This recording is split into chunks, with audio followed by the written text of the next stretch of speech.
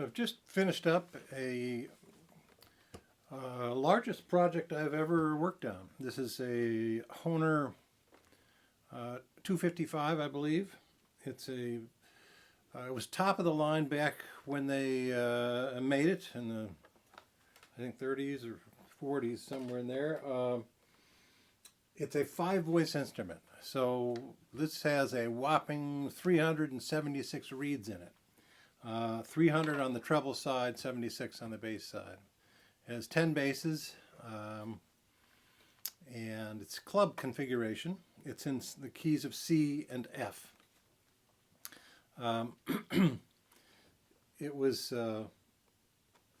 It has 3 switches on it, so that gives a number of combinations. It actually has this protective plate. You can see there's 3 switches here. And they're set up in one switch controls the set of M0 reeds. The second one does the low reeds, so it's an L, M, M, M, M configuration, but the L and the M have their own switches, the M0. Then the third switch controls the M minus, the M plus, and the M plus plus reeds. So those are the 3 switches, and it gives you a number of combinations of sounds you can get out of it. Extensive renovation on it. First of all, the reed plates, which are steel reeds on zinc reed plates, on aluminum reed plates. These were the top of the line. They're stamped Hohner, Germany. So these were the best reeds Hohner made at the time. And that's the entire instrument is populated with them. It also has helicon basses, so it has a very deep, rich bass when they're in there. Let's got the bellows lock on, I guess.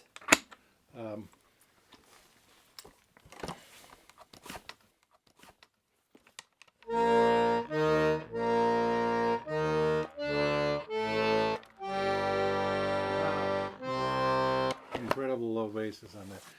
Anyway, so that was the configuration. The reeds are not held in place by wax. This was all screws and pins, and I've maintained that throughout the instrument with little leather bedding strips all around each cavity. So what else?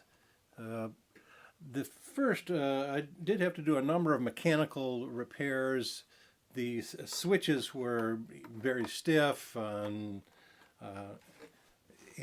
so I did quite a bit of work on that. I disassembled the mechanical lever part to the point where I could, lubricate the pivoting joints, and if there was any sliding joints, there was a number of places where I had to get in there. On the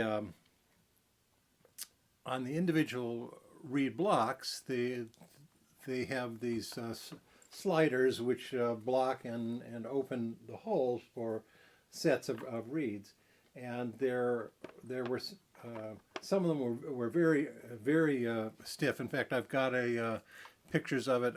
I think I got my force gauge out, and it was about 250 grams of force just for one slide. And on the MMM switch here, it's controlling 6 slides. So you can imagine it was very tough. So I disassembled it, and there was at least one where I had to actually do some gluing repairs.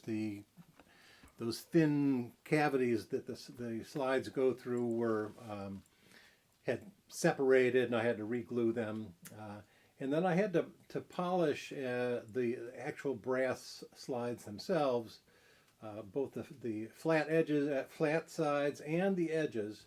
And I got it down to, I have a little video I can show you, got it down to, at least on the one I videoed, about 50 grams force. So that's a huge improvement from 250 grams to 50 grams.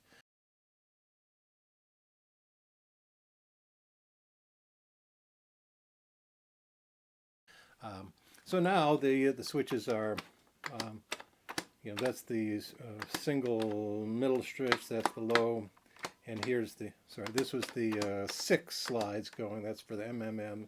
This is the low, and that's the M0 reed.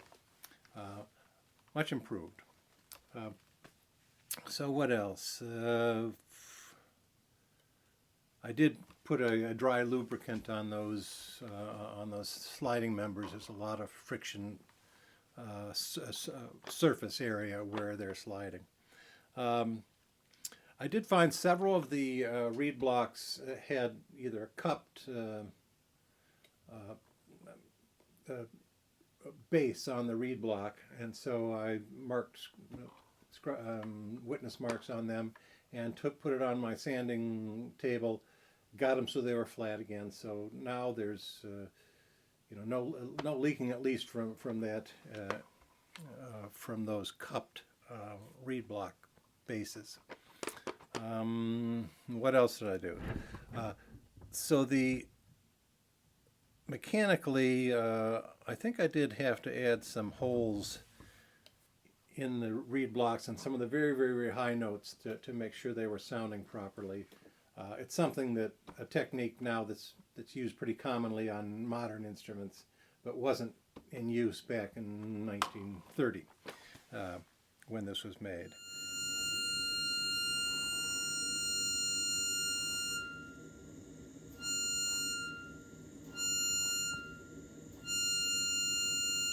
So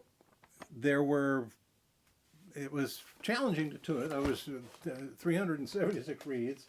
I did tune it. Now the bandoneon, the low reed and the M0 reed are tuned right on pitch. So they are, of course, should be no tremolo there.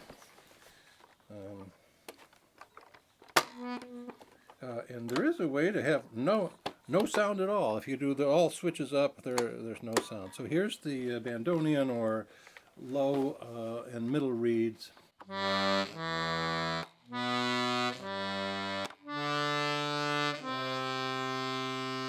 So the goal is to have them, you know, an octave apart exactly, and no tremolo because they're right on pitch.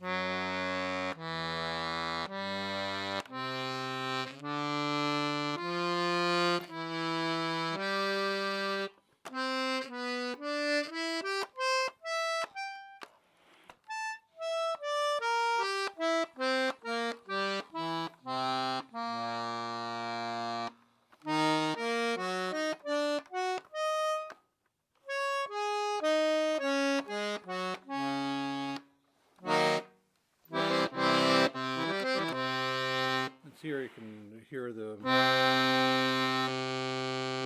reed, just the middle reed.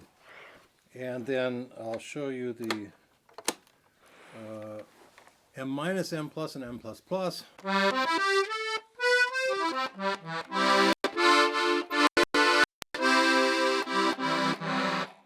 Anyway, so, and of course you could, if you wanted, you could have all 5 voices. And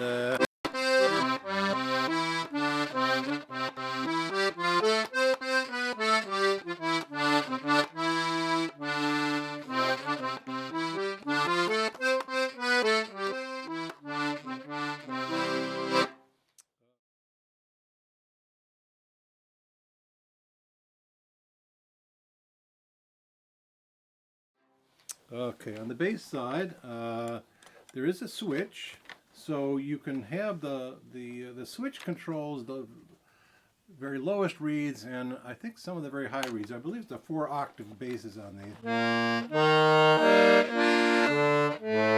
So this is just, I think, 2 octaves.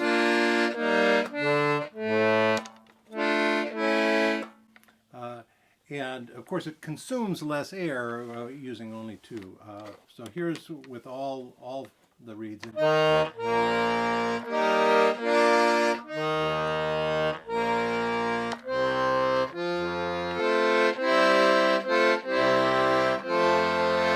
gets really low.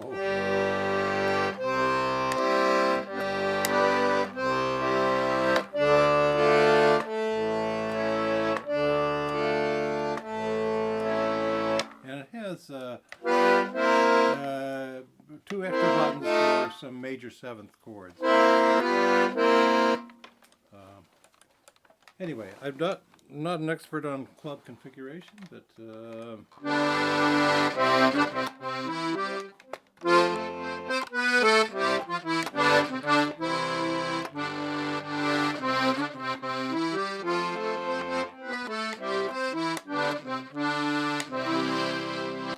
yeah, the reeds are fantastic. They're very sensitive, and so you can play quietly or quite loud. I'll put it back to Bandonian setting here.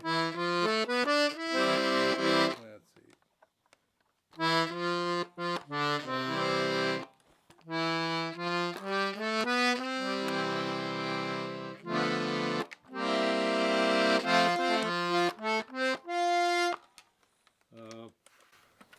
I'm sure I've forgotten something, but quite a project. But it's a spectacular instrument. It was top of the line back when it was made, and what else? There were some. There was a mechanical. Some of this, the holes that for the screws that hold this protector on were stripped. So I glued some bamboo skewers. That's what I used to fill up the hole again, and then break them off, cut them off flush, and then re-drill a smaller pilot hole so that gives the screws, helps them to grab again. But spectacular instrument, 376 reeds, and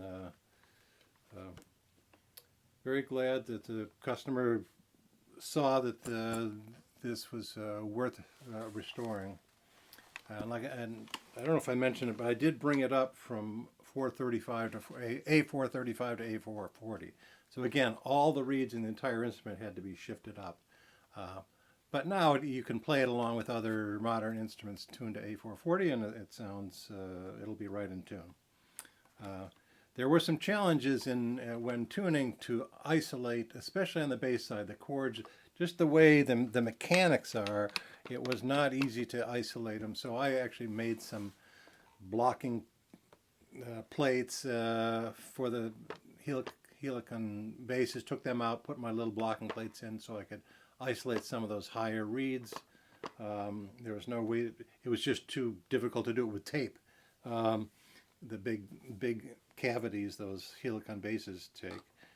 And I did use my new to me laser cutter to make some a fixture for rough tuning some of those big Helicon basses, and also to isolate the chords. I made something where on my tuning table I could just slide it left and right to do a row of 3, which you couldn't do with the buttons. It doesn't have a one-to-one correspondence like some diatonics have. There. Okay, well, hopefully I've covered just about everything on here. This is going back to its owner. Hohner 255, 5-voice instrument in fantastic condition.